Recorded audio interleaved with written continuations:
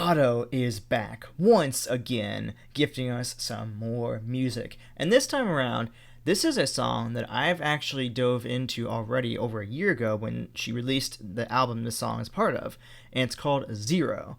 And I remember, I don't really remember the song at all, even though probably mostly because it's been a year since I read to it. But I know that it was one you guys highly recommended over a year ago because it was one of your guys' favorites, I think, off the album. So the fact this time, though, now we're getting a music video for it, and I can truly show some appreciation for it outside of the fact that I don't think I even had the lyrics for it back then.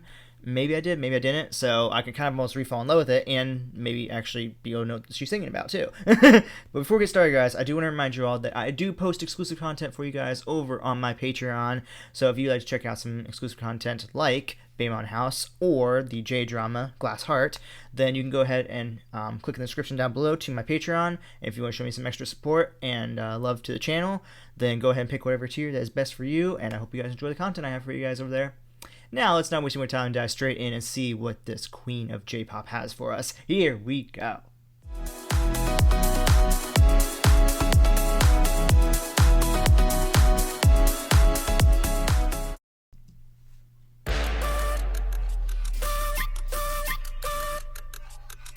Okay. This kind of rings a bell. A little bit.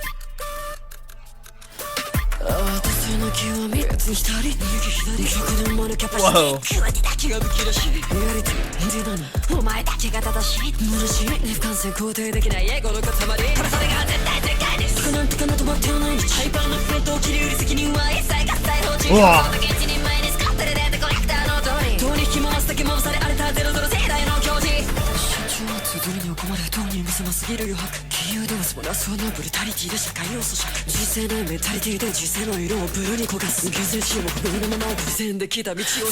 Okay, right before we get in this chorus, I apologize, but the lyrics of this right now is crazy. Like, hang on. It's hard to pour my heart out.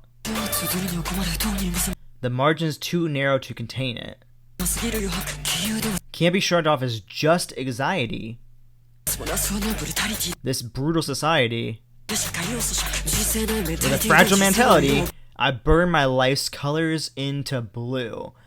Oh my lord. And even this is really cool. Like, I love that it's almost like we have, I mean, this could almost honestly be blood or maybe come from her head, but also maybe like tears. And like, I love that idea of it being blue, going back to the idea of I burn my life's colors into blue.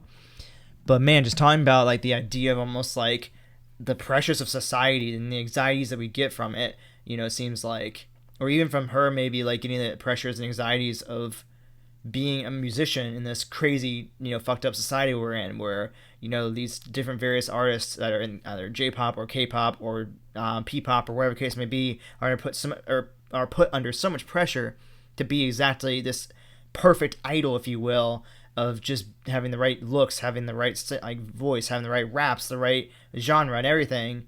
And, you know, these poor young girls are just like put through absolute hell every day sometimes, trying to be somebody they're probably really not, and just trying to live up to whatever the label wants or their fans want. And I think Otto is kind of really one of the very few artists out there that really speaks on this and the societal pressures that come. And I think it's also why she hides her identity from us all. Not because she doesn't want us to know what she looks like, but because of society more than anything. And I mean, it's like, I'm so proud of her to be able to like speak up on something like this, because I feel like so many idols are like so like scared to even say something about this because they're afraid of like what society's gonna think, or they're afraid of like what like their label might think. It's like Otto's out here like, you know what, fuck this, I'm gonna speak the truth, I'm gonna get the truth out there because people need to know what's going on. But yeah, this is just, gosh, just cutting straight to the point. I love it. And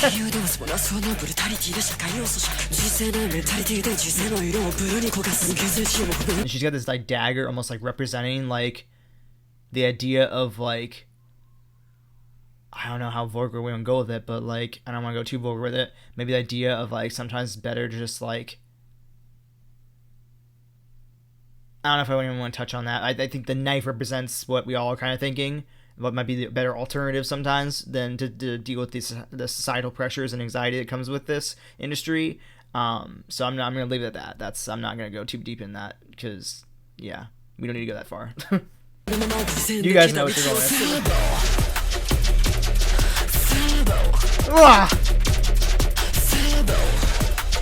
Oh, I love EDM audio.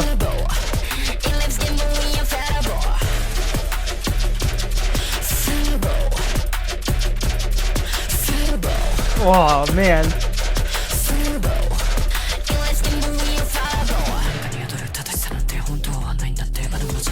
Oh my god.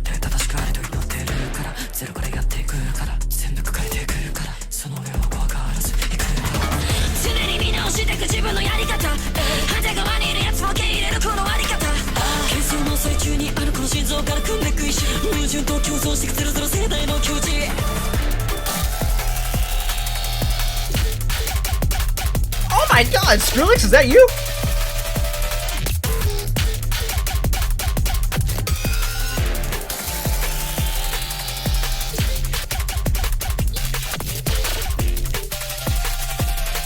Holy shitballs.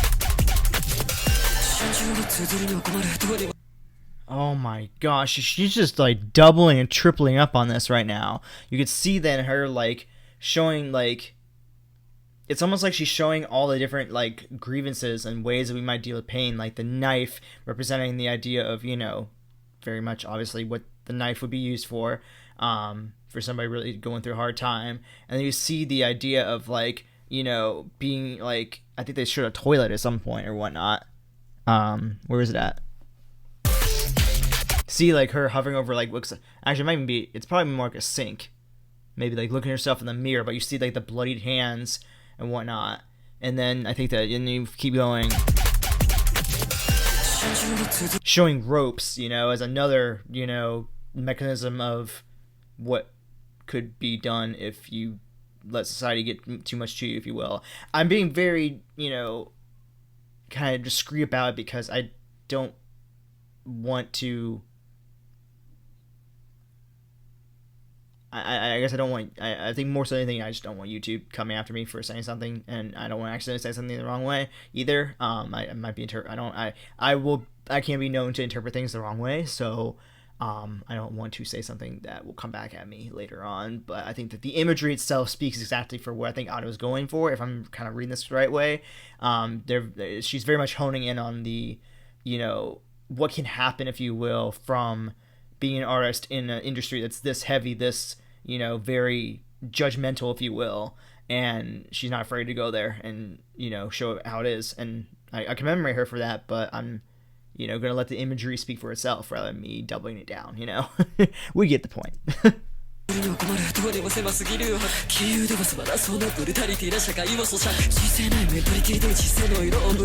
the thing talking about like fragile mentality, like, you know, it's why I feel like you hear a lot of times where it's like the music industry is not for the faint of heart, if you will. You know, the music industry can literally spit you up, chew you up, will eat you up, chew you up, and spit you out.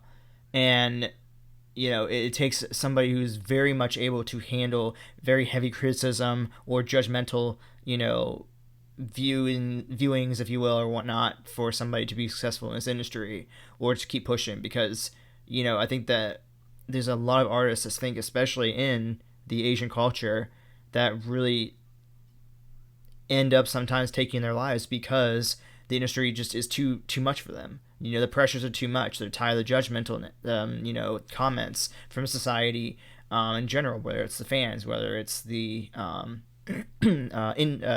labels, the media, whatever the case may be. And so it's one of those things where if you have a fragile mind, you know, and somebody who doesn't really take criticism very well, the industry or the artistic music, you know, music or actor or, you know, any type of art industry might not be the best for you because it's a very, very heavily criticized industry. And why it's that way, I don't know. It should not be that way. I don't know why it's like, I don't know why we criticize people's talents so harshly for some reason. Like, just enjoy the talent, you know?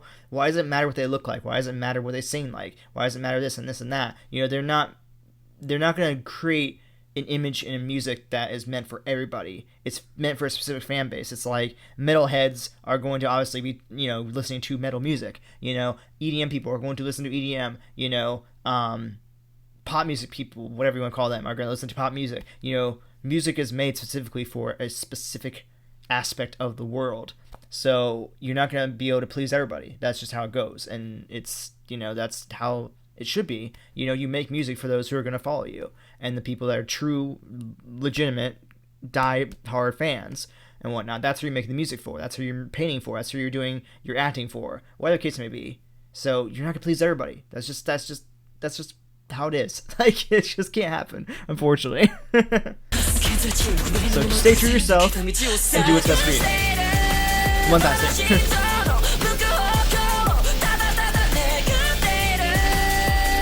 Simple wishing that someday I can accept it all. See, going back to the idea of like accepting it all, accepting the industry for what it is, and making the best of it. I think it's what she's kind of going for with that.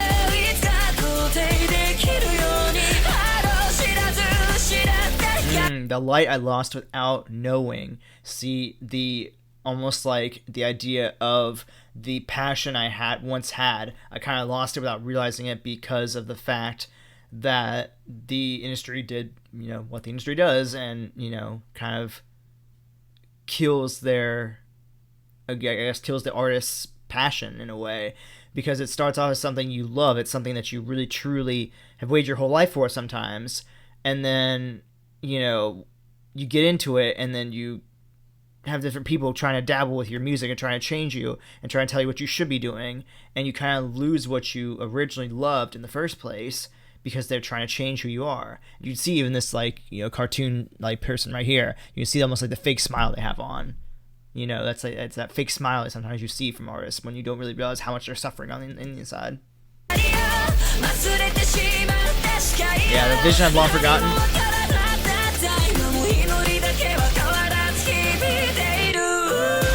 That's cool. I love that moment of saying prayer is the one thing I know will stand strong with me forever.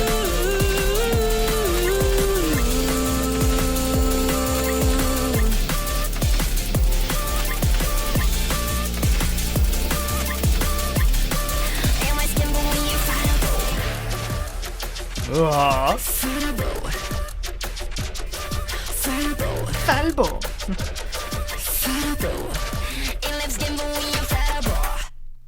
Whoa, what was that last part? Hang on, what was that? That was fast. Hang on. Keep on moving. The past loves you. Oh, that's cool. I love that we end on some really heartfelt